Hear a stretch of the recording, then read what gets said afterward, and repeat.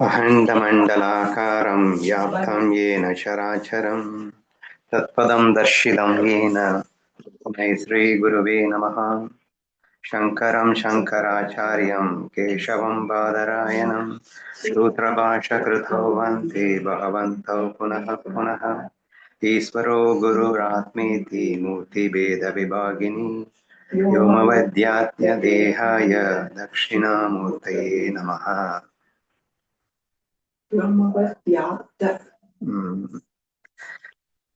பவித்ரேந்திரியானை நதிக்கரையில் ஞானேஸ்வர் மகாராஜின் அருளால் அவர் எழுதிய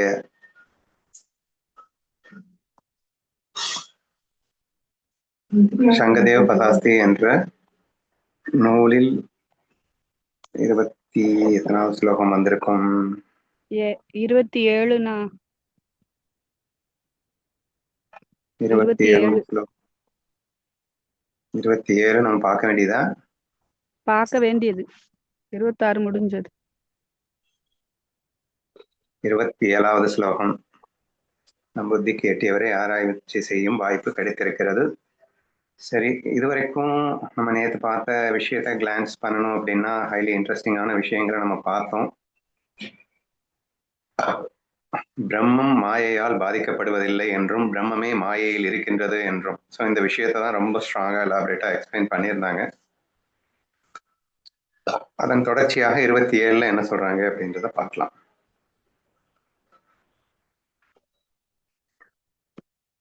One looks at what is in front and thinks I am seeing, but this sight is merely a play that deceives the eyes. ஒருவன் தனக்கு முன்னால் உள்ளதை பார்த்து நான் காண்கிறேன் என நினைக்கின்றான். ஆனால் இந்த பார்வை என்பது கண்ணை ஏமாற்றும் ஒரு விளையாட்டே.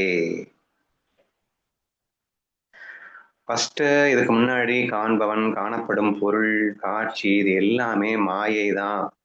இது எல்லாமே உண்மை இல்லாத வெறும் தோற்றம் தான். இது உண்மையிலேயே இல்லவே இல்லை. பிரம்மஸ்வரூபத்துக்கு உள்ளதான் இந்த மூணுமே சும்மா நாச்சுக்கும் இருக்கு. இந்த விஷயத்தை எல்லாம் ரொம்ப எலாபரேட்டா எக்ஸ்பிளைன் பண்ணி முடிச்சுட்டாங்க. இப்ப அதுக்கப்புறமா இன்னைக்கு இப்ப என்ன சொல்றாரு இதுல அப்படின்னா,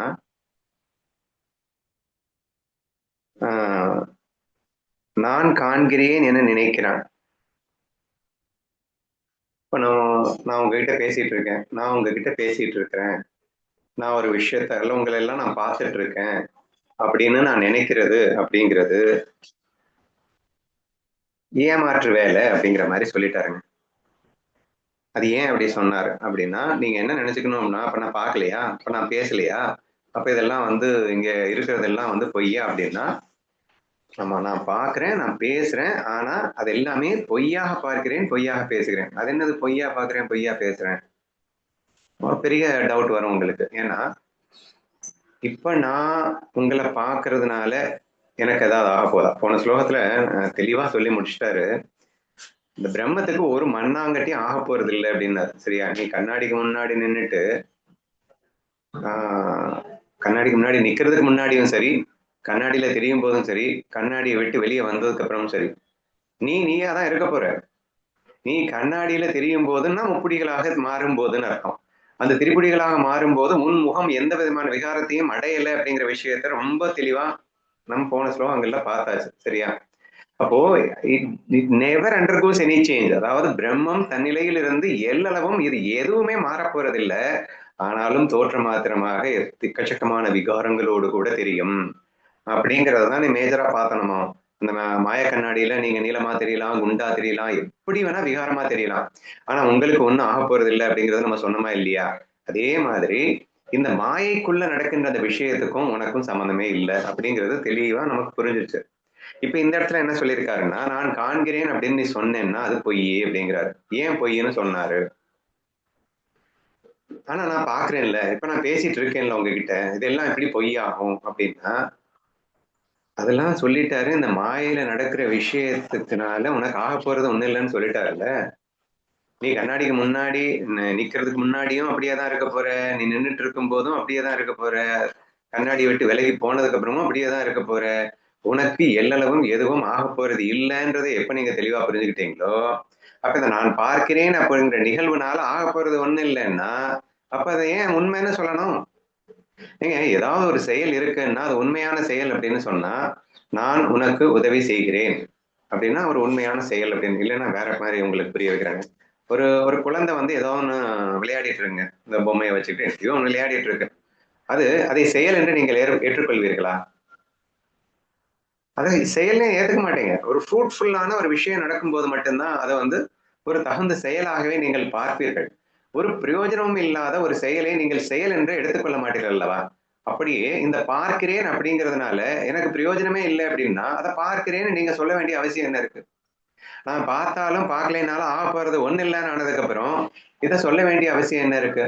சரி, இப்படி நாம புரிந்து கொள்ள முயற்சிக்கலாம் அப்படிங்கிற ஃபர்ஸ்ட் பாயிண்டா, சரியா? சோ அவர் என்ன சொல்லியிருக்காரு,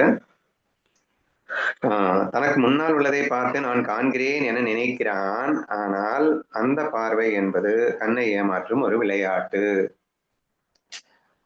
அப்படின்னு சொல்றதன் மூலியமா புரிய வைக்கிற விஷயம் என்னன்னா, நீ இந்த உலகத்துல என்ன வேணா பார்த்துக்கோ, என்ன வேணா பண்ணிக்கோ, என்ன வேணா செஞ்சுக்கோ, பட் அது எல்லாமே சும்மா நாச்சுக்கும் பொய் அப்படிங்கிற புரிதலோட பண்ணு. ஏமாற்றும் விளையாட்டுன்னு ஏன் சொன்னாரு அப்படிங்கிறது அடுத்து வரலாம் நமக்கு. இப்போ ஒண்ணும் இல்லைங்க, கற்பனை வேர்ல்டுல நீங்க கண்ணை மூடிட்டு உட்காந்துக்கிட்டு ஒரு பெரிய வேர்ல்டையே கிரியேட் பண்ணிட்டு அங்க என்னென்னமோ பண்ணிட்டு இருக்கீங்க, சரியா? இப்போ அது எல்லாத்தையுமே நீ உண்மைன்னு சொல்ல போறீங்களா? அங்க நீங்க எத்தனையோ விஷயத்த பாக்குறீங்கல்ல. அங்கே நான் ஒரு அழகான பெண்ணை நான் பார்க்கிறேன் அப்படின்னு ஒரு விஷயம் நீங்க கற்பனை வேர்ல்ட்ல கொண்டு வரலாம். அப்படி நீங்க கொண்டு வந்துட்டீங்க அப்படிங்கிறதுக்காக நீங்க உண்மையிலேயே பார்த்துட்டா இருக்கீங்க? நீங்க பார்க்கல. ஏன்னா அந்த உலகமே இல்லை. உலகமே இல்லைன்னா அதுல பார்த்தல் அப்படிங்கிறது மட்டும் இருக்கா? ஆனா அதெல்லாம் பின்ன என்னப்பா அப்படின்னா அது பொய் அப்படின்னு சொல்றோம்னா இல்லையா? அப்போ ஏன் ஏமாற்றுறதுன்னு சொன்னாரு? பொய்யை உண்மை போல் நீ பார்த்தா அதுக்கு பேரை வந்து ஏமாற்றுறதுன்னு தானே, வேற என்னங்க சொல்ல முடியும்? ஒரு பொய்யை நீ உண்மை போல் பார்த்தால் அது ஏமாற்று வேலை என்றுதானே அர்த்தம். அப்போ ஒரு சினிமாவுக்கு போற, சினிமால போய் பாக்குற, அங்க எல்லா விஷயங்களும் நீ பார்க்கும்போது அது பொய்ன்னு புரிஞ்சுக்கிட்டு பார்த்தேன்னா நீ ஏமாறல, சரியா? ஆனா இங்க எதுக்காக யாருக்காக சொல்லப்பட்டிருக்குன்னா அஞ்ஞானிக்காக சொல்லப்பட்டிருக்கு. இப்போ ஒருத்தன் வந்து நான் உண்மையாவே நான் பார்த்தேன், நான் வந்து அந்த தியேட்டருக்குள்ள போனேன்னா நான் ரஜினியை நிஜமாவே பார்த்தேன், நான் கமலஹாசனை நிஜமாவே பார்த்தேன், நான் விஜயை நிஜமாவே பார்த்தேன் என்று ஒருவன் கூறிக்கொண்டிருந்தால் என்றால் அவன் ஏமாற்றப்பட்டான் என்பதுதானே சொல்லப்படுகிறது. அது உண்மை என்று நீங்க ஏற்றுக்க போறதில்ல. ஐய நல்லா ஏமாந்துட்டு வந்திருக்கடா நீ அப்படின்னு தானே சொல்லுவீங்க. அப்ப நான் காண்கிறேன் என்று நீங்கள் சொன்னால் அந்த பார்வை கண்ணை ஏமாற்றும் ஒரு விளையாட்டு. இது ரொம்ப ஈஸியா புரிஞ்சுக்க முடியுதுன்னு நினைக்கிறேன், இல்லையா? So when you see something and you assume it is a real, so this is what you have to understand. அப்ப அதுக்காக நான் பார்க்கவே இல்லை பேசவே இல்லைன்னு சொல்ல வரல. நான் பார்க்கறேன் தான், நான் பேசுறேன் தான், உங்ககிட்ட பேசிட்டு இருக்கிறேன் தான். பட் இது எல்லாமே மாயையின் விஷயத்துக்குள்ள நடக்கிற விஷயம் தானே. மனம் அப்படிங்கிற அந்த மாயா என்ன சொல்றது, மேஜிக் ஸ்டிக் அப்படின்னு சொல்லிட்டோம். மனசைதான் நம்ம மேஜிக் ஸ்டிக்னு சொல்லிட்டே இருக்கோம். அப்ப மனசால நீ அனுபவிக்கக்கூடிய அத்தனையுமே மாயை அனுபவம் தான். அப்படின்னா என்ன அர்த்தம்? இல்லவே இல்லாதது சும்மா நாச்சுக்கும் இருக்கிறதா பார்த்து அனுபவிக்கிற. அப்போ அதை புரிஞ்சுக்கிட்டேன்னா நீ ஏமாற்றப்படலைன்னு வேணா ஒத்துக்கலாம்னு வச்சுக்கோங்களேன். நம்ம எல்லாரும் கூட தான் சினிமாவுக்கு போயிட்டு வரோம். ஆனா யாரும் நான் வந்து விஜயை பார்த்தேன், கமலை பார்த்தேன் அப்படின்னு சொல்றது இல்லை. ஏன்னா நமக்கு தெரியும் நம்ம பார்த்ததெல்லாம் வந்து சும்மான்னு, பொய்ன்னு. அப்ப பொய்ன்னு தெரிஞ்சுட்டு பார்த்துட்டு வந்தா அதை யாரும் நீ ஏமாற்றப்பட்டு விட்டாய், நான் ஏமாந்துட்டேனேடா அப்படின்னு நம்ம சொல்ல போறது இல்லை. If you are able to understand like தட்னா, நீ பிரம்ம பாவத்தில் இருக்கும்போது நீ பரம்பொருள் என்று உன்னை உணர்ந்து உன்னிலிருந்து தோன்றிய அந்த காட்சியை தான் நீ பார்த்து கொண்டிருக்கின்றாய் என்ற அந்த ஒரு ஆஸ்பெக்ட்ல இங்க ஏமாற்றப்பட்டேன் என்ற வார்த்தை வராதுன்னு புரிஞ்சுக்கோங்க.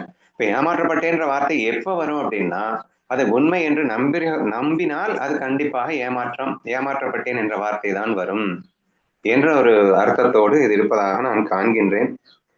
சோ ஒருவன் தனக்கு முன்னால் உள்ளதை பார்த்து நான் காண்கிறேன் என நினைக்கிறான் அப்படின்னா நான் நிஜமாவே நான் பார்த்துட்டு இருக்கேன் அப்படின்னு நினைச்சா அந்த பார்வை என்பது கண்ணை ஏமாற்றும் ஒரு விளையாட்டே அப்படின்னு சொல்லிட்டாரு, சரியா?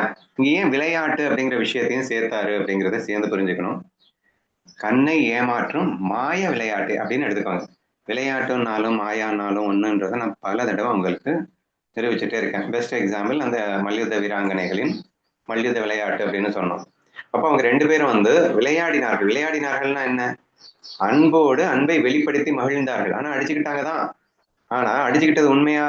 இல்ல, பொய். இப்ப விளையாட்டு. இப்ப விளையாட்டுன்னு சொல்லும் போதே இந்த மாயா அப்படிங்கிறது ஒரு இப்ப மாயான்னு வந்திருக்கும் போதே அது உண்மை அல்ல என்றதும் சேர்ந்து வந்துருச்சா?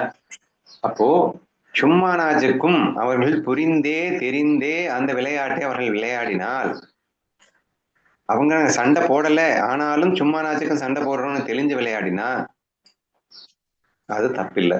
அதுதான் இங்க சொல்லியிருக்காரு. அதையும் மீறி உண்மையில கிடையாது எதுவுமே, ஆனாலும் நான் காண்கிறேன் என்று நீ சொல்லிக்கிட்டேன்னா அது சும்மானாச்சுக்கும் பொய்யாக மாய விளையாட்டுக்காக உன்னையே நீ ஏமாற்றிக் கொள்வது போல் விளையாடுகிறார். அந்த போல்ன்ற வார்த்தை ரொம்ப முக்கியம், அடிக்கடி நான் சொல்லிட்டே இருக்கேன். உண்மையிலேயே இங்க யாரும் ஏமாற்றவும் முடியாது, ஏமாத்த போறதும் இல்லை. ஏன்னா நீயே தான் அந்த 3 ரூபமா பிரிஞ்சிருக்க. அப்புறம் ஏமாற்றுபவன் என்று ஒருவன் இருக்க வேண்டும், ஏமாறுபவன் என்று ஒருவன் இருக்க வேண்டும், திரிபுடிகள் உண்மையாக இருக்க வேண்டும். அப்பதானே உண்மையிலேயே ஏமாற்றம் நடக்கும். அப்போ உண்மையான ஏமாற்றம்ங்கிறதுக்கு சான்ஸே இல்லை. அதனாலதான் இக்னரன்ஸ் அப்படிங்கிறது இல்லவே இல்லைன்னு சொல்லிட்டாரு. அவங்களுக்கு புரிய வைக்கிறதுக்காக சொல்லிட்டு இருக்கேன். இந்த மாதிரி நீங்க உண்மைன்னு நம்பினீங்கன்னா உண்மைன்னு நம்பவே முடியாதுங்க. எப்படிங்க நம்ப முடியும்? நீ ஒருத்தன் தான் இருக்க. அப்போ உனக்குள்ள இருந்துதான் இந்த முப்படிகள் வெளிப்பட்டது. அப்ப அந்த 3மே வந்து மாயா அப்படிங்கிற மாயையை உற்பத்தி பண்ணவனே நீதான். அப்புறம் அந்த மாயைக்குள்ள ஏமாற்றப்படுவது போல் அங்கே நிகழ்வுகள் நடக்கலாமே தவிர உண்மையில் அங்கே ஏமாற்றம் என்பது ஏற்பட முடியாது. அதையும் சேர்ந்து புரிஞ்சுக்கணும். சரியா? நம்ம ஸ்ட்ராங்கா அதைத்தான் நம்ம அடிக்கடி பேசிட்டு இருக்கோம். ஈகோ அப்படிங்கிறது உண்மையிலேயே கிடையாது. ஈகோ இருக்கிற மாதிரி நம்ம நடிச்சுக்கிட்டு இருக்கோம். நேற்று சாயந்தரம் கூட ரொம்ப டீட்டெயிலா பார்த்தோம். ஸோ எல்லாம் தெரியும் நமக்கு, ஆனாலும் தெரியாத மாதிரி நடிச்சுக்கிட்டு இருக்கோம் அப்படின்னு சொன்னோம். அந்த மாதிரிதான். சோ இங்கே முப்படிகள் அப்படிங்கிறதெல்லாம் வந்து உண்மை இல்லை, அது வெறும் தோற்றம் தான் என்பது எல்லாம் தெரிகிறது. ஆனாலும் தெரியாதது போல் இங்கே ஏமாற்றப்பட்டது போல் இருக்கின்றது என்றுதான் நாம் புரிந்து கொள்ள வேண்டுமே தவிர உண்மை என்று எடுத்துக்கொள்ள கூடாது என்பது வரை எனக்கு சொல்ல தோன்றுகிறது. இதை எப்படி புரிஞ்சுக்கிறதுனால ஏற்படும் நன்மை வேணா நீங்க சொல்லுங்க. இப்போ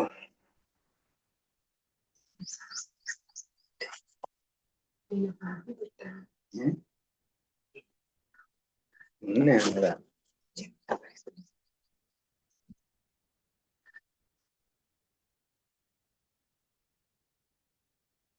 நான் இப்போ மேஜிக் ஷோக்கு போறோம்.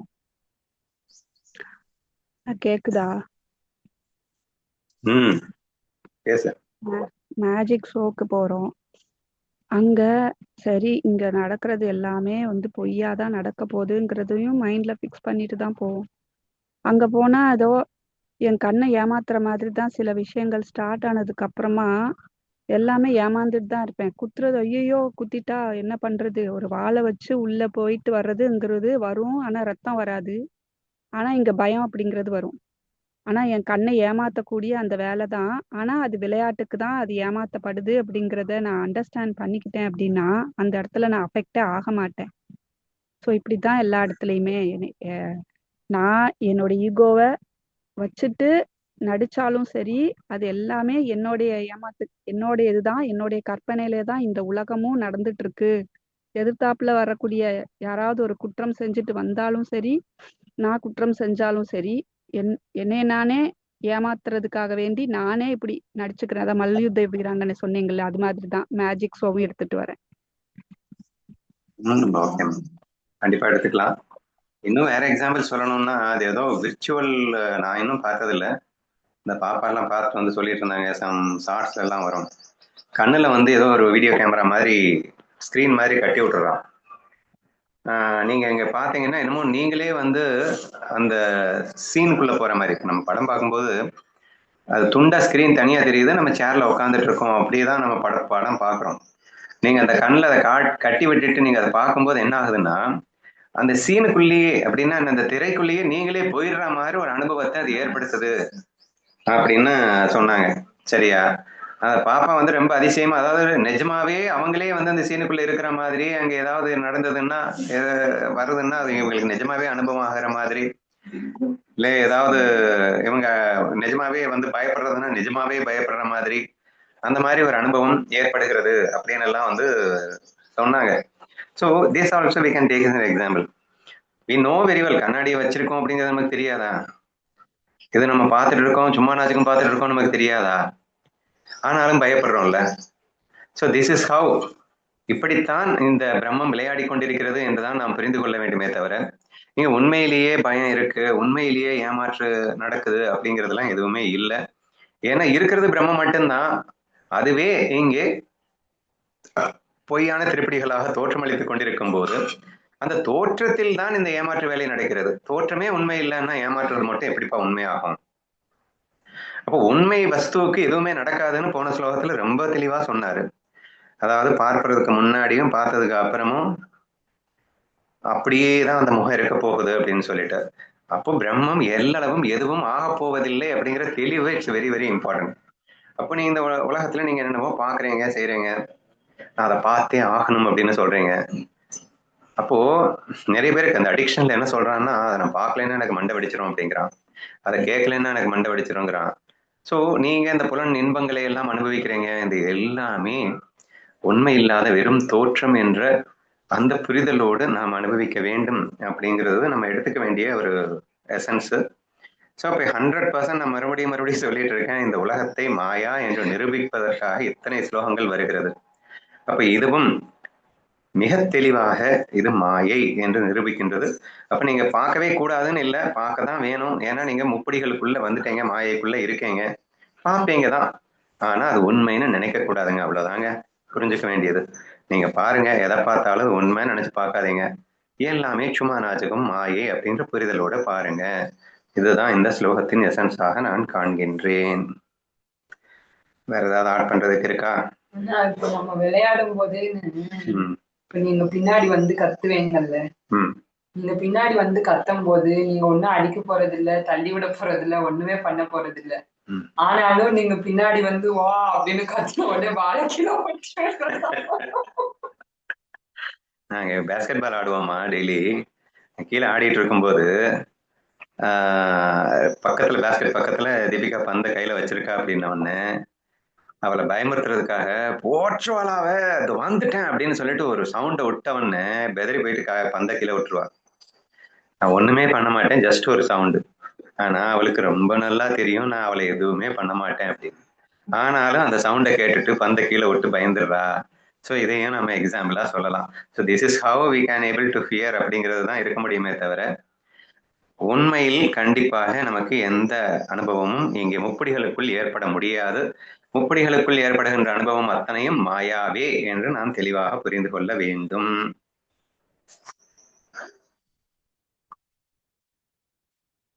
இருபத்தி எட்டாவது ஸ்லோகம். Therefore, even while the world is seen, look at the reality behind it. The absolute remains as it is within itself regardless of the scene. நான் சொன்னதுதாம மறுபடியும் கன்க்ளூஷன் பண்ணியிருக்காரு. ஸோ நான் இதையும் சேர்த்து நான் 27 சொல்லிட்டேன்னு தான் நினைக்கிறேன். எனவே உலகம் தென்படும் போதே அதன் பின்னால் உள்ள உண்மையை உணருங்கள். உலகம் தோன்றினாலும் பரம்பொருள் தனக்குள்ளேயே மாறாமல் இருக்கிறது, நான் எனக்குள்ளேயே மாறாமல் இருந்து கொண்டிருக்கின்றேன். இதை கூட நேற்று முந்தானால பேசிட்டு இருக்கிற மாதிரி ஞாபகம் இருக்கு. நேற்றே பேசிட்டோமா இதெல்லாம்? கருவி இல்லாத ஓசை போல். இல்லைண்ணா 1:30 மணி சத்தத்துல டிஸ்கஸ் பண்ணுங்க. பரவாயில்ல, இன்னொரு வாட்டி கேளுங்க. இப்போ ஒரே ஒரு டவுட்னா, நம்ம வந்து இப்போ இந்த பேய் வீடு அப்புறம் இந்த மாதிரி அட்வென்ச்சரஸ் கேம் எல்லாம் நம்ம போறோம் இல்லையா, பஞ்சி ஜம்ப் அப்புறம் அட்ரிலைன் அப்படின்னு சொல்லி கேம் எல்லாம் இருக்கு. அப்படின்னா நம்ம உடம்புல இருக்கிற அட்ரினலை வந்து அது பயங்கரமா ஹைப்பர் பண்ணி விடும் அப்படிங்கிறது. அங்க வந்து இப்ப ஞானி வந்து அங்க போனா அங்க ஸ்டெடியா இருப்பாங்களா? அவங்களுக்கும் அட்ரினல் சுரக்கும், அவங்களும் பயப்படுவாங்க, அவங்களும் கத்துவாங்க. இல்ல நான் கத்திட்டு இருக்கும் போது அவங்களுக்கு வந்து இது நான் சும்மா நாச்சுக்கும் கேமுக்காக கத்துறேன் அப்படின்னு கத்துவாங்களா? அது வந்து இப்ப சினிமா நடிகன் நடிக்கிற மாதிரி இருக்கும். ஆனா நமக்கும் வந்து தெரியும் இது சும்மா நாச்சுதான், கேமு தான், நம்ம இங்க ஒண்ணும் சாக போறது கிடையாது, இப்ப பேய் வீட்டுக்கே போறோம் அப்படின்னு வச்சுக்கோங்க. இங்க ஒண்ணுமே நமக்கு நடக்க போறது இல்ல. நம்ம வந்து நடந்து போயிட்டு வெளியே வரதான் போறோம். இந்த பேய் எல்லாம் சும்மா ஒண்ணுமே பண்ண போறது இல்ல. நானா வாலண்டியரா தெரிஞ்சு ஏத்துக்கிட்டு தான் நான் போறேன். ஆனாலும் வந்து பயம் வந்துருது இல்ல. ஓ நம்ம 2 பேரும் ஒரு ஒண்ணும் நாள் பேய் இல்லைண்ணா. வீட்டுக்கு போன நம்ம ஞாபகம் 2 இருக்கா? பேரும் போனது அது விடுங்கண்ணா. அது வந்து ஈஸி. ஓகேவா? பேய் வீடு வந்து ரொம்ப ஈஸினா விடுங்க. நான் வந்து அதுல ஈஸிங்கிறது உனக்கு ஈஸி ஆயிடுச்சு, எல்லாருக்கும் ஈஸியா இல்ல. போயிட்டு 2 தடவை போனவனே ஐயோ அம்மானு வெளியே வந்தவன்ல எத்தனை பேர் இருக்கான். அப்ப நீ வந்து 100% தெளிவா முடிவு பண்ணிட்ட இவங்க வந்து சும்மா நாச்சுக்கும் தான், அங்க உண்மையான பேய் இல்லைங்கிறத எந்த அளவுக்கு ஸ்ட்ராங்கா நம்பி போனதுனால நீ வந்து பேய் கூட விளையாடிட்டு வந்துட்ட. அதே மாதிரி அவன் இருப்பான். அப்ப அவனுக்கு மாயங்கிற தெளிவு 100% வரும்போது, ஆனா நீ பேய் வீட்டுல என்ஜாய் தான் பண்ண. அதுவும் நாங்க போன பேய் வீட்டுல தீபிகா தான் முன்னாடி போனா, நான் பின்னாடி தான் வந்துட்டு இருந்தேன். அவ்வளவு அழகா அவன் என்ஜாய் பண்ணிட்டு போறா. பேய் வந்து மனுஷங்களே பேய் மாதிரி வேஷம் போட்டுக்கிட்டு, நீங்க பொதுவா எல்லா இடத்துலயும் எப்படி பார்ப்பீங்க அப்படின்னா பொம்மைகளை வச்சுட்டு மிரட்டுற மாதிரி தான் பார்த்திருப்பீங்க. இவன் மனுஷனே வந்து நம்மள மிரட்டுற மாதிரியான ஒரு இடத்துக்கு தான் நாங்க போறோம். அந்த மனுஷனே இருக்கான்றதும் அவனுக்கு தெரியுது. அப்ப ஃபுல்லா இருட்டா வச்சிருக்கான், அவன் வந்து பயமுறுத்துறான் அப்படின்னா, பேயை பார்த்துனே இங்க ஒரு பேய் இருக்கு அப்படின்னு அந்த பேய் அடிக்கிறான். அந்த பேயை வந்து இவ விரட்டிட்டு போறா. அப்படிங்கிற மாதிரி எல்லாம் இவ விளையாடினா அப்படின்னு சொன்னா, இதுல இன்னொரு விஷயமும் நேர்ந்து கவனிக்கணும். நான் கரெக்டா நீயே சொல்லு. இவளுக்குள்ள பயம் இல்லாம இல்ல, ஒரு சின்ன பயம் இருக்கு. ஆனா ஸ்ட்ராங்கா தெரியுது இது மாயான்னு ஸ்ட்ராங்கா தெரிஞ்சதுனால, இன்ஃபேக்ட் அதை நீ வந்து பேய் இங்க வா அங்க வா அப்படின்னு பேய் கூட நீ பேசிக்கிட்டே பேய் கூட சண்டை போட்டுக்கிட்டே போனதுனாலதான் நான் ரொம்ப நல்லா என்ஜாய் பண்ணேன் அப்படின்னு. ஒருவேளை நீ அமைதியா போ அப்படின்னு சொல்லியிருந்தா கூட இந்த மாயாவை மறந்துடுவேன். இது பேய், நான் விளையாட போறேன்ற ஸ்ட்ராங் தாட்டுக்குள்ள போயிட்டு அவன் பயமுறுத்துறவனையே நீ பயமுறுத்திட்டு அந்த அளவுக்கு நீ விளையாட முடிஞ்சதுக்கு காரணம் என்னன்னா, நீ அந்த தாட்டை வந்து ஃபுல் ஃபிளெஜ்டா எடுத்துட்டு போன. அதனால ஆட்டோமேட்டிக்கா அவங்க பண்றது எதுவுமே உனக்கு எடுபடல, நீ அதை எல்லாத்தையுமே என்ஜாய் பண்ணிட்டு நீ பாட்டுக்கு வெளியே வந்துட்ட அப்படிங்கிற மாதிரி இருக்கு. சரியா? இப்ப பிரச்சனையே நம்ம அதை தானே எல்லாரும் பேசிட்டு இருக்கோம். இன்ஸ்டன்ட்ல நான் மறந்துடுறேங்கிற ஒரு வார்த்தையை தானே சொல்றாங்க. அப்போ இது மாயை என்ற தெளிவு 100% ஞானிகளுக்கு இருக்கும். அப்ப உள்ள போகும்போது நடிப்பாங்க, பயப்படுற மாதிரி நடிக்கலாம், ஐயோ போய் வந்துருச்சுடா அப்படின்னு சொல்லிட்டு பயங்கரமா ரியலிஸ்டிக்கா கூட நடிக்கலாம் செய்யலாம். பட் எல்லளவும் அது அவர்களை பாதிக்காது என்ற தெளிவோடு புரிதலோடு அவர்கள் நடித்து வருவதாகத்தான் இருக்க முடியுமே தவிர, அது நார்மல் பர்சன்ஸுக்கு இருக்கிற பயம் மாதிரி அவனுக்கு இருக்காதுன்னு புரிஞ்சுக்கணும். வேற என்ன சொல்ல வந்த? இல்லன்னா நீங்க அந்த விஆர் சொன்னீங்க இல்லையா, அந்த விஆர்ல வந்து எப்படி இருக்கும்னா, என் கையில ஒரு கன்னு கொடுத்துருவாங்கண்ணா, நான் தான் அந்த கண்ணை அழுத்தி நிறைய இந்த இது ஜோம்பி எல்லாம் நிறைய வரும், அந்த மாதிரி இருக்கும். நான் எக்ஸ்பீரியன்ஸ் பண்ணது இல்ல, ஆனா வந்து எனக்கு இப்படி இருக்கும் அப்படின்னு பாப்பா போனா இல்லையா, பாப்பாவோட வீடியோ பார்க்கும்போது நான் நினைச்சேன், அவ வந்து சாதாரணமா தரையில தான் நிக்கிறா, அந்த ஜோம்பி வந்து அங்க இருந்து இங்க இருந்து எதிர்பாராம பின்னாடி இருந்து ரைட்ல இருந்து லெஃப்ட்னு மாறி மாறி இறங்கி வருது. இப்ப அந்த ஜோம்பி வந்து இவ ஷூட் பண்ணணும், இல்லைன்னா அந்த ஜோம்பி வந்து இவளை கொன்னுடும். அது வந்து கேம். இவ வந்து ஸ்பரிஷம் 5 புலன்ல ஒரே ஒரு புலன், 2 புலன் மட்டும்தான் அங்க வேலை பார்க்குது. ஒண்ணு காது சத்தத்தை கேட்குது, கண்ணு அந்த இதை பாக்குது. இப்ப சோம்பி இவளை வந்து டச் பண்ற மாதிரி இது கூட இவளுக்கு கிடையாது. ஆனா அதுலயே வந்து பயங்கரமா வந்து கத்தி கத்தி ஆர்ப்பாட்டம் பண்ணி அந்த வயரை இந்த பக்கம் அந்த பக்கம் இழுத்து ரொம்ப அந்த மாதிரி பண்ணிட்டு இருந்தாங்க. அப்ப வந்து தெளிவா இது கேம் அப்படின்னு தெளிவா தெரிஞ்சா கூட இப்ப நிதானமா நின்னு இப்ப நீங்க போயிருந்தா நிதானமா நின்னு ஷூட் பண்ணுவீங்களா? இந்த மாதிரி ஆடி ஆடி பயப்படாம இங்கிட்டும் அங்கிட்டும் ஓடுறா, வயர் அத்துட்டு ஓடிடாத நீ எப்படி, நான் புடிச்சு இழுத்துட்டு இருந்தா. நான் தான் திரும்பவும் சொல்லிட்டு இருக்கேன், பேக்ரவுண்ட்ல 100% இது மாயான்னு தெளிவு இருக்கும். ஆனா ரியலிஸ்டிக்கா பெர்ஃபார்ம் பண்ணணும்னா 2 விஷயமா நம்ம பேசிருக்கோமா, நான் சாட்சியா நின்று பார்க்க போனேன் அப்படின்னு சொன்னா நான் மரக்கட்ட மாதிரி தான் அங்க இருப்பேன், ஏன்னா எனக்கு அதான் ஒண்ணுமே ஆக போறது இல்லையே அப்படிங்கிற மாதிரி பாக்குறது அப்படிங்கிறதும் இருக்கும். ஆனா பிளேயரா இருந்து பிளே பண்ணணும் அப்படின்னு நினைக்கும் போது அதை நான் வந்து பேக்ரவுண்ட்ல 100% மாயான்னு தெரிஞ்சா கூட அது என்னையே அடிக்க வருது அப்படிங்கிற ஃபீலிங்கை நான் வந்து ஃபேஸ் பண்ணணும் அப்படிங்கிற ஃபீலிங்கோட தானே நான் பிளே பண்ணி ஆகணும். அப்போ இந்த ஆக்ஷன்ஸும் இருக்கும். இன்னைக்கு மெசேஜே அதான் நினைச்சிருக்கேன், சகஜ சமாதியில் இருக்கும் ஞானி எப்படி இருப்பார், அவனும் அழுவான், அவனும் சிரிப்பான், அவனும் எல்லாரும் மாதிரி தான் இருப்பான், ஆனா எல்லளவும் அதனால் பாதிக்கப்பட மாட்டான்னு சொல்லியிருக்கேன். So this is the way you have to understand அப்படிங்கிறதான் புரிஞ்சுக்கணுமே தவிர, மாயாங்கிற தெளிவை தான் நம்ம திரும்ப திரும்ப திரும்ப சொல்லிட்டு இருக்கோம். ஸோ மேல் தோற்றத்துல you are not going to find many big changes. ஒரு அஞ்ஞானிக்கும் ஞானிக்கும் வந்து மேல் தோற்றத்துல எந்த விதமான சேஞ்சஸுமே இருக்க போறது இல்லை அப்படிங்கறதுதான் உண்மை. நம்ம இன்னும் ஆழமா வந்து பார்க்கும்போது எல்லாருமே ஞானிகள்ன்ற கான்செப்ட்ல பார்க்கும்போது பெருசா டிஃபரன்ஸே இல்லை. அவன் தெரிஞ்சுக்கிட்டே நிஜமா பயப்படுறான், இவன் தெரிஞ்சுக்கிட்டே பொய்யா பயப்படுறான். அந்த மாதிரி வரும்னு வச்சுக்கோங்க. So this is the difference அவங்களுக்கு வரும். இப்போ நம்ம வந்து இந்த செயற்கையா அவங்க பண்ணி நம்ம போக போய் நீங்க மாயை இதெல்லாம் சொல்றீங்க. அந்த காலத்துல ஞானிகள் இருக்கிறவங்க எல்லாம் காட்டுல போகும்போதெல்லாம் ஒரு குகைக்குள்ள போறாங்கன்னு நினைச்சுக்கோ. நடந்து போகும்போதே ஒரு ஒரு பெரிய ஞானி வந்து ஞானி குரு 2 பேர் போயிட்டு இருக்காங்க. போய்கிட்டு இருக்கும்போது இது நிஜமா நடந்தது. இதுல வந்து பள்ளம், இது மேடு, நடுவுல இங்க 2 பேர் மட்டும் தான் நடக்க முடியும். அதுவும் ஒருவர் பின்னாடி ஒருவர் தான் நடக்க முடியும். அந்த இடத்துல போயிட்டு இருக்காங்க. திடீர்னு புலி வந்துருது. அப்படியே சிஷ்யன் அந்த பயப்படுறாங்க.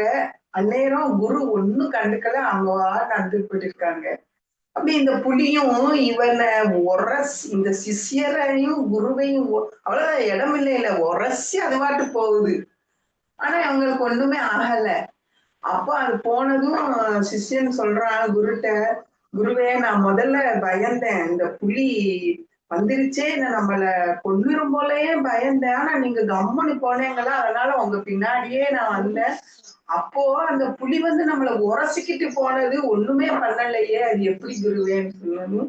இப்போ நம்ம வந்து பயம் இல்லாம நம்ம பாட்டுக்கு நடக்கிறோம், நம்ம பாட்டு போய்கிட்டு இருக்கோம். நம்ம வந்து இப்போ வந்து நம்ம வந்து இத வந்து மாமிச உடல் இது இல்லை நமக்கு. இப்ப அவங்க வந்து சாத்வீகம் ஆயிட்டாங்கல்ல, சாத்வீக உணவு இது. அதனால அதுக்கு வந்து அந்த இதே இல்லை, உணர்வே நீ நம்மள சாப்பிடணும்னு ஒரு உணர்வு இல்லை, அது வாட்டு போகுது. நாம சொன்ன எக்ஸாம்பிளையும் நம்ம வந்து அவர்கள் சாட்சி பாவனையில் இருந்திருந்தால் அவர்கள் போனது சரிதான். they will not find any expressions, எதுவுமே இல்லை. இந்த புலி வருது, இந்த பாடிக்கு எதுவும் பாடியை விட்டு வெளியே வந்துடுறாங்க. பாடி ஆக்டிவேட் பண்றது யார்? இப்போ ஈஸ்வரன் ஆயிடும். அப்ப அவங்க சாட்சி பாவனையில அவங்க பாட்டு நடந்து போனாங்க அப்படிங்கிற மாதிரி வருது. இல்ல வேறு சில ஞானிகள் இருந்தாங்க, லீலை செய்யணும்னு நினைச்சாங்க அப்படின்னு சொன்னா அவங்க ஏதோ சம்திங் அந்த புலிக்கிட்டே விளையாடுற மாதிரி இருக்கலாம், அல்லது பயப்படுற மாதிரி நடிச்சிருக்கலாம். ஸோ என்ன வேணா பண்ணியிருக்கலாம் அப்படிங்கிறதையும் சேர்ந்து நீங்க புரிஞ்சுக்கணும். ஸோ பட் அவங்களுக்கு தெளிவா தெரியும் இது மாயா, இதனால் ஆக போறது ஒன்றும் இல்லை என்ற தெளிவோடு அவர்கள் போவார்கள் அப்படிங்கிறத மட்டும் நீங்க புரிஞ்சுக்கோங்க.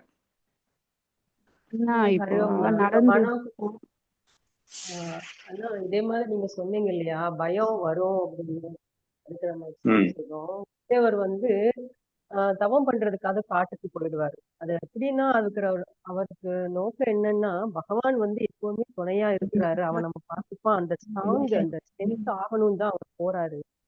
போறப்போ ஒரு இடத்துல அவருக்கு 2 இடத்துக்கு போறப்போ ஒரு தடவை புலி வருது, ஒரு தடவை சிறுத்தை வருது. தரையா அந்த புலி வர்றதை பாக்குறப்போ அவருக்கு அப்படியே அவர் அந்த இதை எக்ஸ்பிரஸ் பண்றாரு.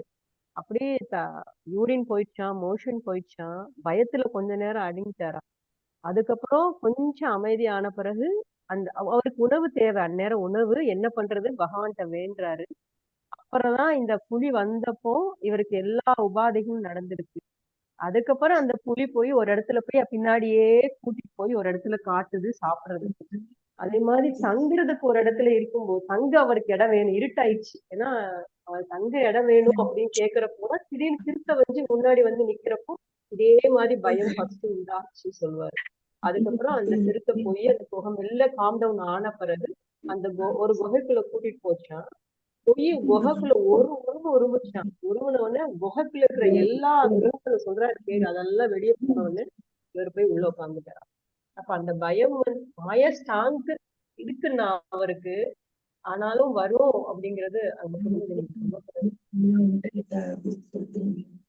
நான் சொன்னதையும் இவங்க சொன்னதையும் எப்படி புரிஞ்சுக்க போறீங்க? பயம் இருக்குன்னு நிஜமாவே இருக்குன்னு புரிஞ்சுக்க போறீங்களா? நிஜமா பயம் உனக்கு இருக்குமா? நான் உனக்கு இருக்கிற பயமே நிஜமா இல்லைன்னு சொல்லிட்டு இருக்கேன். நீ அப்புறம் ஞானிக்கு நிஜமாவே பயம் இருக்குன்னு சொன்னா எப்படி புரிஞ்சுக்கிறது? பயம்ங்கிறது இருக்கிற மாதிரி அவங்க வந்து எக்ஸ்பீரியன்ஸ் பண்ணுவாங்க. வலி இருக்குமா இருக்காதான்னு நம்ம டீட்டெயிலாக டிஸ்கஸ் பண்ணியிருந்தோமா இல்லையா? சாட்சி அப்படிங்கிற விஷயத்துல ரொம்ப தெளிவா ஞானிக்கு வலிக்குமா வலிக்காதான்னு டிஸ்கஸ் பண்ணியிருந்தோம். ஞானி சாட்சி பாவனையில் இருக்கும்போது வலிக்காது. ரமண மகரிஷி எக்ஸாம்பிள்ல அவன் சாட்சி போயிடுறாரு, அவங்க ஆப்ரேஷனே பண்ணாலும் வலி எடுக்கல அப்படின்னு சொன்னோம். அந்த இடத்துல அந்த பயங்கிற எக்ஸ்பிரஷன் கூட இருக்காது, அந்த வலிங்கிற எக்ஸ்பிரஷன் கூட இருக்காது. நீ பிராக்டிக்கலா ரமண மகரிஷி கிட்ட என்னையே எடுத்துக்கையும் பிராக்டிக்கலா நீ அன்னைக்கு பார்த்தே இல்ல இங்க நான் எடுத்தேன் இல்ல அந்நேரம் வந்து வலி இருக்கும். அது நம்ம வந்து இப்ப ஐயா எனக்கு வலிச்சிருச்சு ஆனா அவ்வளவுதான் பயமா ரொம்ப வலிச்சிரும். கரெக்ட். இப்ப போனாமா சொல்றது வந்து பிளேயர் ஃபீல். சோ அவங்க சாட்சி அப்படிங்கிறது இல்ல, மாயாங்கிற தெளிவோட அந்த பெயினை பார்த்தாங்க. அவங்க வலிக்கல எல்லாம் இல்ல, வலிக்குது, ஆனா 100 இது மாயை அப்படிங்கிற தெளிவோடு இருக்கும்போது அது பெருசா பாதிக்கல. ஆனா உண்மை நினைச்சவன்னா ஐயோ அம்மா அப்படின்னு சொல்லிட்டு கதறன்னு துள்ளி இருப்பான், கதறி இருப்பான். ஸோ இங்க வந்து பிளேயர் ஃபீல்லையும் இருக்கலாம், ஆடியன்ஸ் ஃபீல்லையும் இருக்கலாம்னு தான் நான் ஞானிகளை சொல்லியிருக்கேன். அல்லது பிரம்மமாகவே இருக்கலாம். அப்படி 3 ஸ்திதியா நம்ம பேசியிருக்கோம்.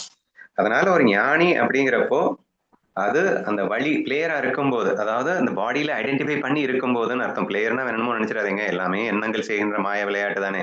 இந்த எண்ணத்துல இந்த உடம்பு நான் அப்படின்னு நினைச்சிட்டு இருக்கும்போது வழி எடுக்கத்தான் செய்யும். வழி எடுத்தாலும் இந்த உடம்பே பொய் அப்படின்றப்போ அந்த வலியும் பொய்ங்கிறது சேர்ந்து ஆட்டோமேட்டிக்கா புரிதலோட தானே இருக்காங்க. அதனால அது பாதிப்பதில்லை அப்படின்னு புரிஞ்சுக்கணும். உண்மை நினைக்கிறவன் வந்து பாதிக்கிற மாதிரி தான் தெரியுது அப்படின்னு தான் அதையும் நம்ம எடுத்துக்க வேண்டியது இருக்குன்னு பேசிட்டு இருக்கோம். சரியா? சரி, கடைசியா இந்த லைன் வந்து ரொம்ப முக்கியம். பரம்பொருள் தனக்குள்ளேயே மாறாமல் இருக்கிறது அப்படிங்கிறது.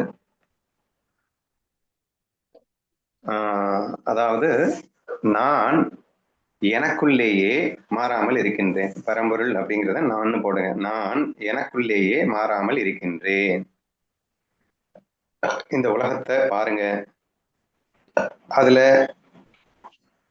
என்னென்னமோ நடக்குது, எல்லாத்தையுமே பாருங்க. ஆனா இதெல்லாம் பொய் அப்படிங்கிற உண்மையை உணருங்கள் அப்படின்னு அர்த்தம். உலகம் தென்படும் போதே அதன் பின்னால் உள்ள உண்மையை உணருங்கள்னா என்ன அர்த்தம்? உலகமே பொய் அப்படிங்கிற உண்மையை உணருங்கள் அப்படின்னு அர்த்தம்.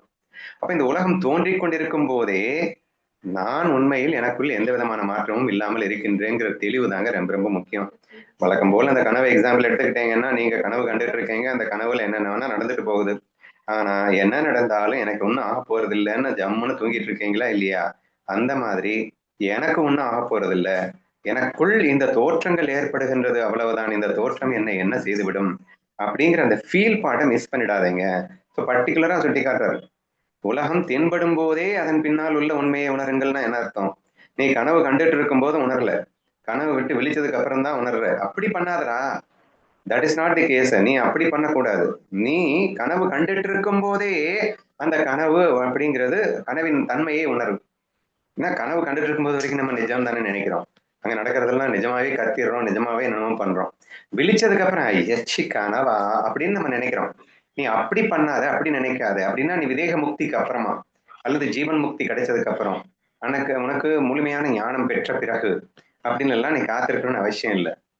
ஃபர்ஸ்ட் ஆஃப் ஆல் நீ இதை பொய்ன்னு புரிஞ்சுக்கிட்டாதானே அந்த முக்தியே கிடைக்கிறது. தேர்ஃபோர் இந்த மாயையாக உலகம் தென்பட்டு கொண்டிருக்கும் போதே, உன் கண்ணுக்கு இந்த உலகம் தெரிஞ்சிட்டு இருக்கும் போதே, அல்லது நீ கனவு கண்டு கொண்டிருக்கும் போதே, கனவை நீ காணும் போதே நீ அதை கனவு என்று உணர்ந்தால் அதற்கு பெயர் ஞானம். அப்படி நீ உணர முயற்சி செய்கிறார், அதை உணரு அப்படிங்கிறாரு. சரியா? நீ பொய் சொல்லிட்டு நீ ஏமாத்திட்டு இருக்காத உன்னையும் நீ அதை உணர்ந்து விடு. நான் உனக்குள் மாறாமல் இருக்கின்றேன் என்று தெளிவை பெற்றுவா. அப்ப கனவு கண்டு கொண்டிருக்கும் போதே எனக்கு ஒரு மண்ணாகட்டியும் ஆகலடா, இது ஜஸ்ட் மாயில நான் எல்லாமே பண்ணிட்டு இருக்கேன், நான் ஜம்முன்னு தூங்கிட்டு இருக்கேன்ற ஃபீலிங்கோட நீ கனவுல இருந்தேன்னா எப்படி நீ சந்தோஷமா இருப்பியோ அப்படி நீ சந்தோஷமாக இருக்கலாம்.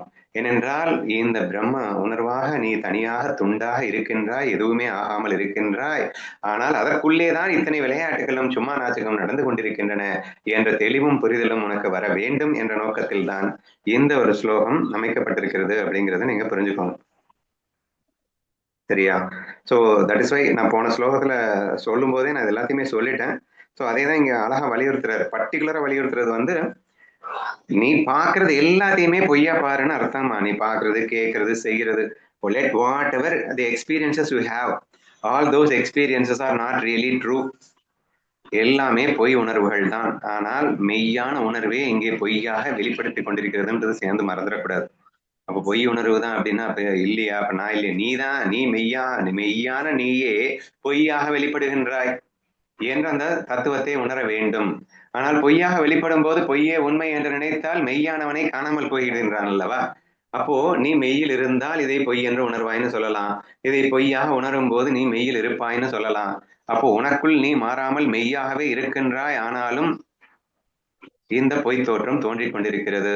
அல்லது உலகம் தோன்றும் போது மிக தெளிவாக அதை பொய் என்று உணர்ந்து விட்டால் நீ உனக்குள் எந்த மாற்றமும் இல்லாமல் மெய்யாக இருக்கின்றாய் என்பதை உணர்வாய். எப்படி வேணா எடுத்துக்கோங்க. This is the essence of this particular sloka என்று எனக்கு தோன்றுகிறது. Anything more to add? தூக்கம் எக்ஸாம்பிள் கூட எடுத்துக்கலாமாண்ணா? பரம்பொருள் தனக்குள்ளேயே மாறாமல் இருக்கிறது அப்படிங்கும்போது தூங்கிட்டு இருக்கும்போது கூட உலகம் மாறுது. நான் குழந்தையா இருக்கக்கூடிய இந்த உடலும் மாறுது. எனக்குள்ள இருக்கக்கூடிய எண்ணங்களான அந்த மனசும் மாறுது. ஸோ அப்போ உள்ள மாறாம ஒண்ணு இருக்கு இல்லையா? தூங்கிட்டு இருக்கும் போதே இது நடக்குது அப்படிங்கிற மாதிரி நான் பாக்குறேன். ஆனா ஒண்ணு மட்டும்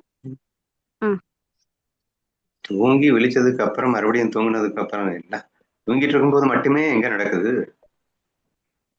நீ பால்ய பருவத்தில இருந்து நீ எங்க மாறுற வரைக்கும் தூங்கிட்டா இருந்த.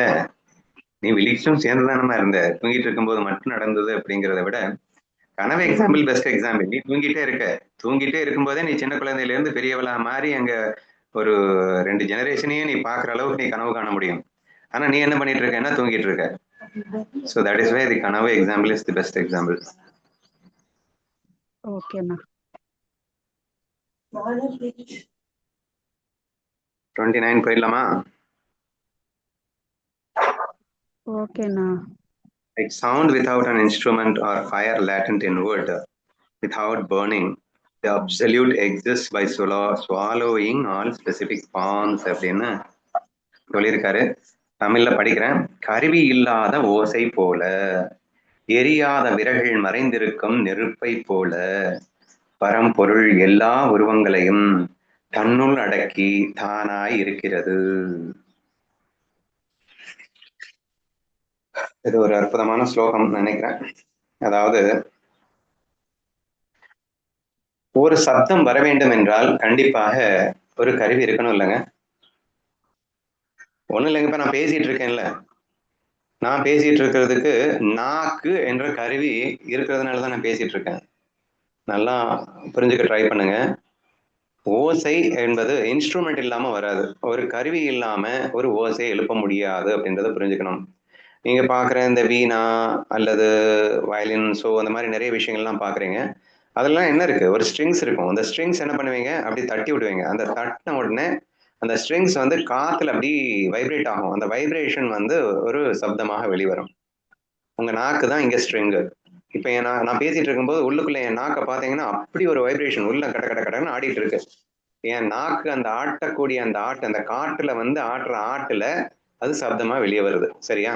ஸோ இது பேசிக் டெஃபினிஷன் ஃபார் எப்படி சப்தம் உருவாகிறது அப்படின்னு நம்ம பார்த்தோம் இல்லையா? இப்போ நான் என்ன சொல்றேன், அவர் என்ன சொல்லியிருக்காருன்னா கருவி இல்லாத ஓசை போல. இப்போ ஒண்ணு ஸ்ட்ராங்கா புரிஞ்சிருச்சு. ஓசை ஏன் இருக்கணும்னா கருவி கண்டிப்பா இருந்தே ஆகணும். கருவி இல்லாம ஓசை இருக்கவே முடியாது அப்படிங்கிற மாதிரி தோணுதா? ஆனா அது உண்மை இல்லைங்கிறாருங்க. ஓசை இருந்துகிட்டே தான் இருக்கு, அது கருவியின் வாயிலாக வெளிப்படுகிறது அப்படிங்கிறாரு. இங்க ஓசைங்கிறது பிரம்மத்தை சொல்றாரு. அது கருவியை யூஸ் பண்ணும் போது வெளிப்படுது. கருவியை யூஸ் பண்ணலன்னா வெளிப்படா. அதுக்காக ஓசை இல்லைன்னு நீ சொல்லிடுவியா? சவுண்ட் இன்ஸ்ட்ருமெண்ட் இல்லாம இருக்கும்போது கூட இருக்கு. இது எப்படி புரிஞ்சுக்கலாம் அப்படின்னா, இப்ப நான் பேசிட்டு இருக்கேன்ல, இப்ப இந்த சப்தம் அப்படிங்கிறது எனக்குள்ள இருக்கு. நான் நாக்கை யூஸ் பண்ணாத வரைக்கும் அது வெளியே வரல. நான் நாக்கை யூஸ் பண்ணி பேச ஆரம்பிச்சதும் அது வெளியே வந்துட்டு இருக்கு. இந்த இன்ஸ்ட்ருமெண்டே ஒரு ஜடம் தானேங்க. இன்ஸ்ட்ருமெண்ட் எப்படிங்க சப்தத்தை ப்ரொடியூஸ் பண்ண முடியும்? இப்ப நான் ஒருத்தர் இருக்கிறேன்ல, நான் பேசுறவன் ஒருத்தர் இருக்கிறேன்ல, அந்த இன்ஸ்ட்ருமெண்ட்டை யூஸ் பண்றவன் ஒருத்தர் இருக்கேன்ல, அந்த இன்ஸ்ட்ருமெண்ட்டை நான் யூஸ் பண்ணும்போது தானே அந்த சப்தம் வெளியே வருது. அப்போ இங்க பிரம்மம் தான் ஓசையாக இருந்து கொண்டிருக்கிறது. அது மனதின் துணை கொண்டு அந்த இன்ஸ்ட்ருமெண்ட்டை யூஸ் பண்ணும்போது அது வெளிப்படுகிறது. அந்த பிரம்மம் வெளிப்படுவதற்கு இன்ஸ்ட்ருமெண்ட் தேவை. நான் அடிக்கடி சொல்லிட்டு இருக்கேன், இந்த உலகம் அப்படிங்கிறது மனம் அப்படிங்கிற டூலை வச்சு பிரம்மம் வெளிப்படுகிறது அப்படின்னு நம்ம சொல்லிக்கிட்டே இருக்கோம். மாயை தோற்றத்தை உருவாக்குவதற்கு மனம் என்ற கருவி தேவை அப்படின்னு சொன்னோம். அதே தான் இங்க சொல்லியிருக்காரு. ஓசை அப்படிங்கிறது இன்ஸ்ட்ருமெண்ட் இல்லைன்னா ஓசையே இல்லைன்னு நீங்க சொல்லிடுவீங்களா? ஒரு வீணை இருக்குன்னு வச்சுக்கோங்க. அந்த வீணையில நீங்க பிடிச்சி இப்படி ஆட்டுறீங்க, தட்டின உடனே சப்தம் வந்துருச்சு. இப்போ அந்த சப்தத்தை அந்த வீணை ப்ரொடியூஸ் பண்ணுது அப்படின்னு நீங்க நினைக்கிறீங்க. வீணை அங்க ப்ரொடியூஸ் பண்ணுச்சு, அதுவே ஒரு ஜடம், அது எப்படி ப்ரொடியூஸ் பண்ணும்? அப்போ நீங்க என்னென்ன மாதிரிலாம் வெளியே வரணும் அப்படின்னு சொல்லிட்டு உங்க கையை வச்சு ஆட்டுறீங்க.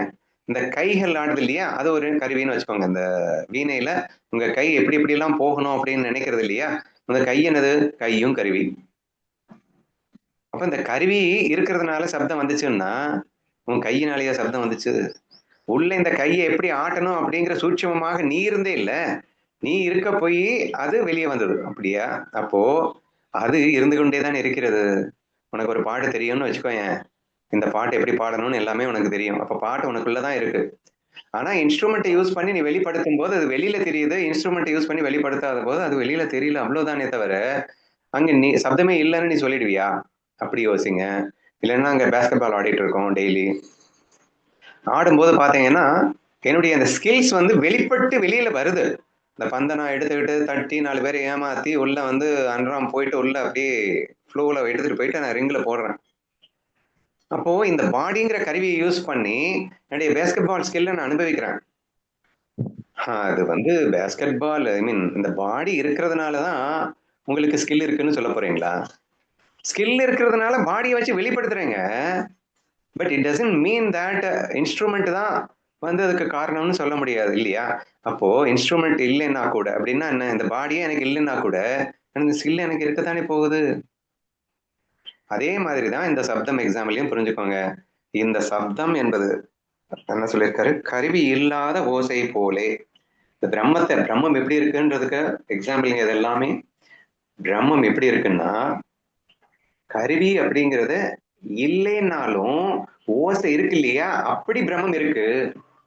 அப்படின்னா என்ன அர்த்தம்? பிரம்மம் உலகமா விரியலைன்னாலும் பிரம்மம் இருக்கும்னு அர்த்தம்.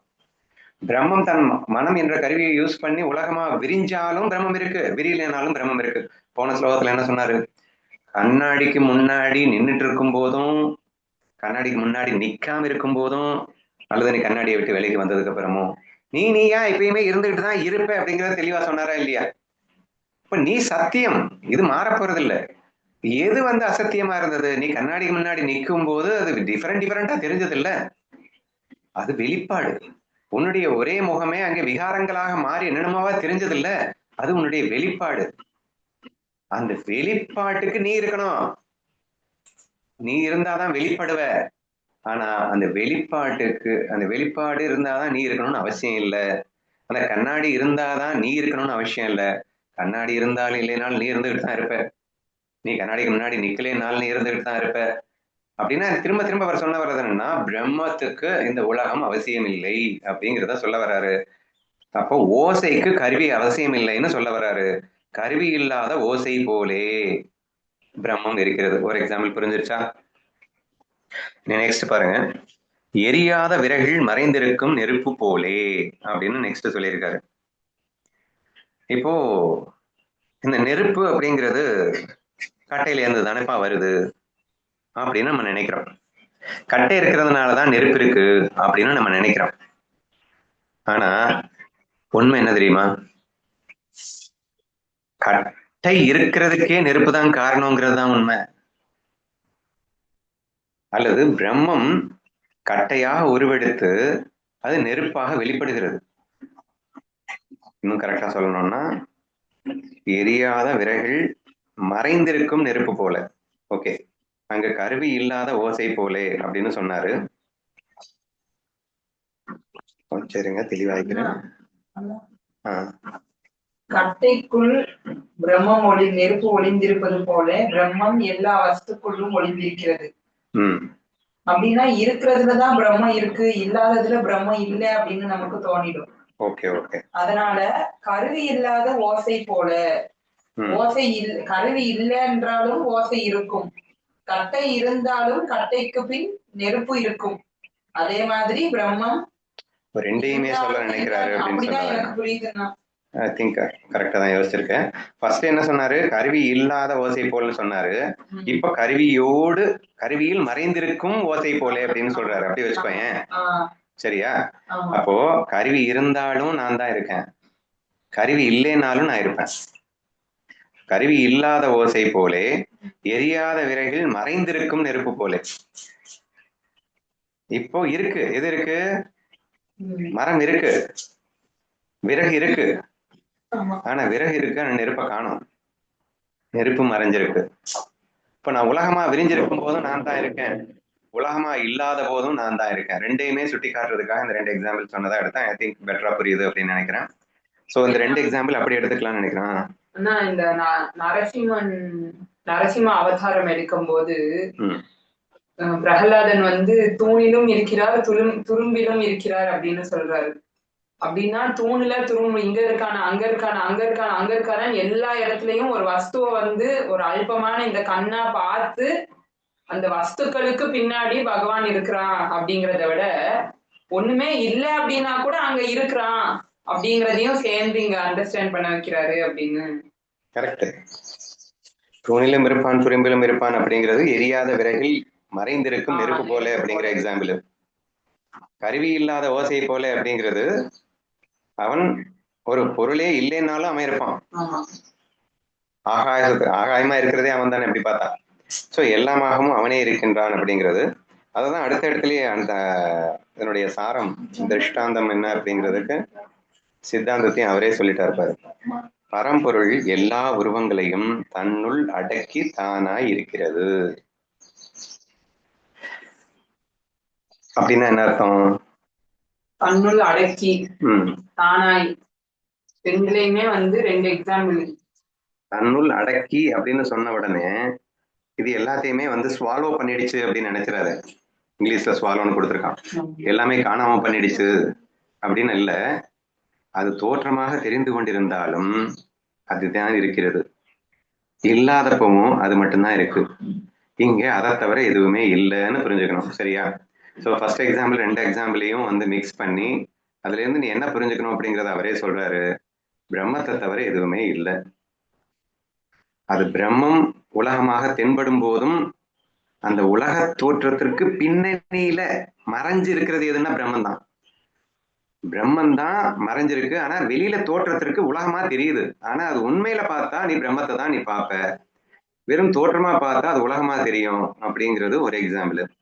இன்னொன்னு, இந்த உலகமா தெரியவே இல்லைன்னாலும் நான் இருப்பேன். உலகம் இருந்தாதான் நான் இருப்பேன், உலகம் இல்லைன்னா நான் இல்லைன்னு அர்த்தம் கிடையாது. இந்த சிவசக்தியில எக்ஸாம்பிள நீங்க குழம்பிட வேணாம். சக்தி லயமடைந்திருந்த போதும் சிவம் இருக்கும் அப்படின்னு அர்த்தம். சக்தி வெளிப்பட்டு கொண்டிருக்கும் போது மட்டும்தான் சிவம் இருக்கும் அப்படின்னு அர்த்தம் இல்ல. சிவசக்தி 2 பேரும் எப்பயுமே கூட தான் இருப்பாங்க. ஆனா சிவனிடம் சக்தி லயமாக இருக்கும் போதும் கூட சிவம் இருந்து கொண்டுதான் இருக்கிறது, அல்லது சிவசக்தி இருந்து கொண்டுதான் இருக்கிறது. இப்படி நீங்க புரிஞ்சுக்கோங்க. இந்த உலகம் தான் நமக்கு மெயினா தேவை. ஏன்னா உலகத்தை உண்மை நம்பி நம்பிதான் நம்ம மோசம் போயிட்டு இருக்கோம். அப்ப அவர் தெளிவா இங்க புரிஞ்சு வைக்கிறது என்னன்னா, இந்த உலகம் உலகமாக தென்பட்டு கொண்டிருக்கும் போதும் பிரம்மமே தான் உலகமாக தென்பட்டு கொண்டிருக்கிறதே தவிர, இங்க என்ன புரிஞ்சுக்கணும்னா நெருப்பே தான் இங்கே விறகாக இருக்கின்றதுன்னு புரிஞ்சுக்கணுங்க. ஏங்க இந்த விறகு எரிச்சாங்கன்னா அங்க என்னங்க இருக்கு? இது நெருப்பு மட்டும்தான் இருக்கு. அப்ப நெருப்பு தானே விறகா இருக்கு. இதுல என்ன புரிஞ்சுக்கிறது என்ன கஷ்டம்?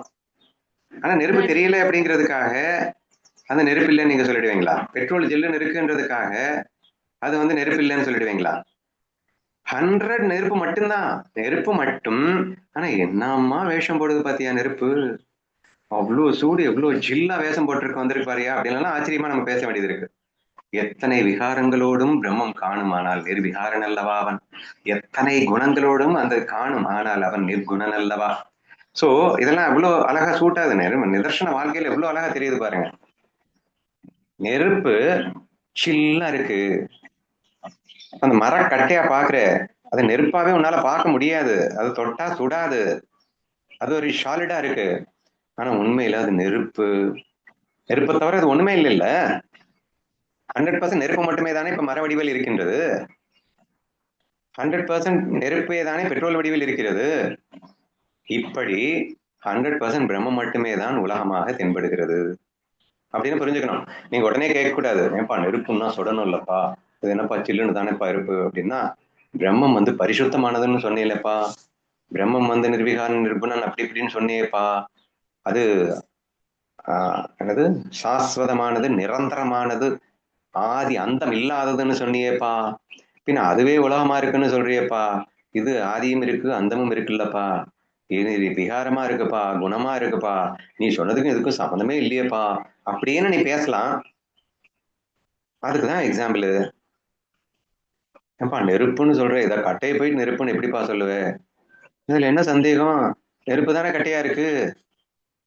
என்னப்பா பெட்ரோல் ஜில்லுன்னு இருக்கு, அதை போய் நெருப்புன்னு சொல்றியேப்பா, என்னடா சந்தேகம்? 100% உனக்கு அனுபவம் தானே, அது நெருப்பு தானே அப்படி இருக்கு.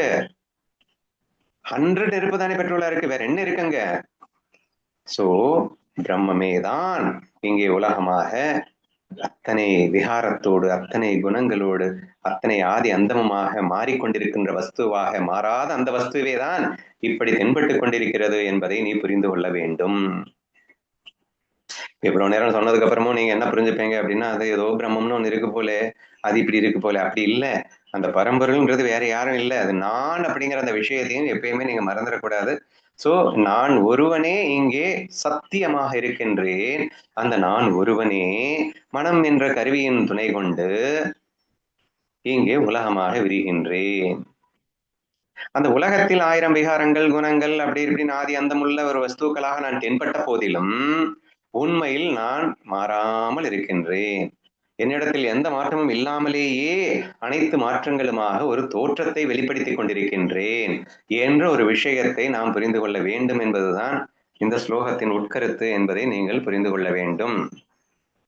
அமிர்தன்பவுல கூட ஞானதேவர் கற்பூரத்தின் உள்ளும் புறமும் நெருப்பே போல இருப்பது போல அப்படின்னு சொல்லியிருப்பாரு. அதே மாதிரி பனிக்கட்டி மலை இருக்கு, இப்ப ஹிமாலயாஸ் இமயமலையின் உள்ளும் புறமும் எல்லா இடத்துலயும் கட்டிகள் ஒன்று சேர்ந்து இமப்பர்வதம் உருவாவது போல. அங்க இமப்பர்வதம் உருவாயிருக்கா? இப்ப இமப்பர்வதம் அப்படிங்கிறது என்ன? பனிக்கட்டி. பனிக்கட்டி எங்க இருந்து வருது? தண்ணி. தண்ணி எப்படி வந்து சாலிட் ஆச்சு அப்படின்னு கேக்குறியா? இல்லன்னா சாலிடா இருந்தாலும் தண்ணி தான், லிக்யூடா இருந்தாலும் தண்ணி தான், உருகி ஆறா வந்தாலும் தண்ணி தான், எல்லாமே தண்ணி தான். கண்டிப்பா லிக்விட் இந்த தண்ணி எக்ஸாம்பிளும் பெஸ்ட் தானே. It appears in all the 3 shapes. ஆவியா இருக்கு, கட்டியா இருக்கு, உருகி இலகி பரவுது.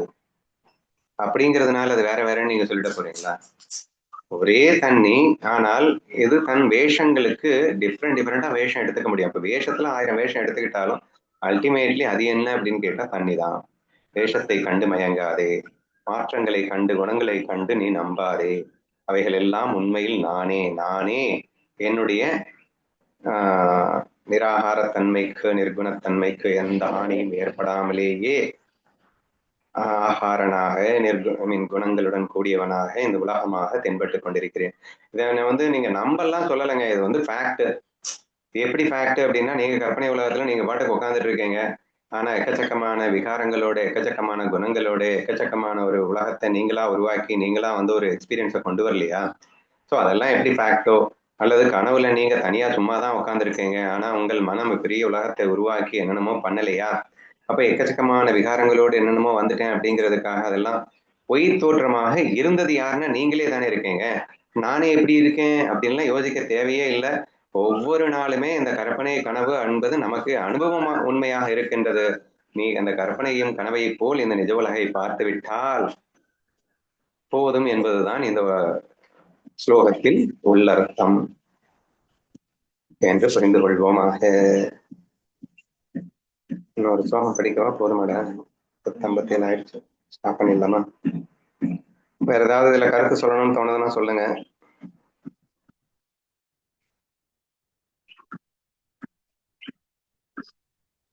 இப்போ திரைப்படம் அப்படின்னு எடுத்துக்கிட்டோம் அப்படின்னா, திரையில ஏதோ சண்டை காட்சி எல்லாம் வருதுன்னதுமே இந்த திரை இல்லைன்னு இல்லை, எப்பயுமே இருக்கதான் செய்யுது. அதே மாதிரிதான் வந்தாலும் சரி, வெளிப்பட்டாலும் சரி, வெளிப்படலைனாலும் சரி, அந்த பிரம்மம் எப்படி இந்த திரை எப்படி இருக்கோ அது மாதிரிதான் இந்த பிரம்மமும் எல்லா இடத்துலயும் நீக்கமர நிறைஞ்சிருக்கு அப்படிங்கிற மாதிரி நான் புரிஞ்சுக்கிறேன்னா. ஓகேதான். ஒன்றே பலவாக தோற்றமளித்துக் கொண்டிருக்கிறது, அந்த ஒன்றிற்கு எந்த ஹானியும் இல்லாமலேயே, எந்த பாதிப்பும் இல்லாமலேயே என்று புரிந்து கொண்டால் போதுமானது.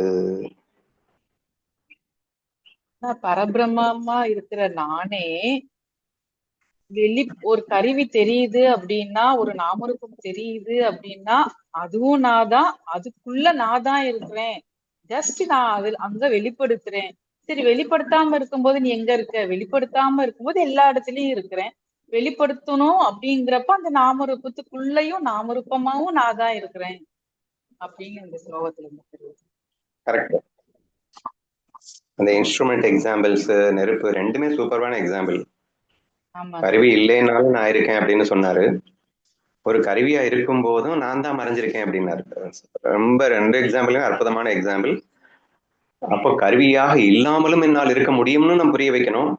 அப்ப எல்லா கருவியா வந்துருச்சு அப்படின்னதுக்கு அப்புறம் அது வேற என்ன ஆயிடக்கூடாது, அதுவும் நான் தான் புரிய வைக்கணும். அப்ப நெருப்புக்குள் மறைந்திருப்பது நான் தான் அப்படின்னு சொல்லும் போது, சாரி, கட்டைக்குள் மறைந்திருப்பது நான், அந்த நெருப்பு தான் அப்படின்னு சொல்லும் போது, கட்டை வேற நெருப்பு வேற கிடையாதுன்றது முக்கியமா புரியும். கட்டை தான், சாரி, நெருப்பு தான் கட்டையாக இங்கே தோற்றமளித்துக் கொண்டிருக்கிறது. ரெண்டும் ஒண்ணுதான், ஆனா வேற மாதிரி தெரியும். சோ இங்க உலகத்துல எல்லாமே வேற வேறையா தெரியும் தான். தெரியும் அப்படிங்கிறதுக்காக அது உண்மையிலேயே வேற வேற கிடையாது. நான் தான், நான் மட்டும்தான் இருக்கேன், நான் தான் எல்லாமே தெரிகிறேன் என்ற இந்த விஷயம்தான் மீண்டும் மீண்டும் வலியுறுத்தப்படுகிறது.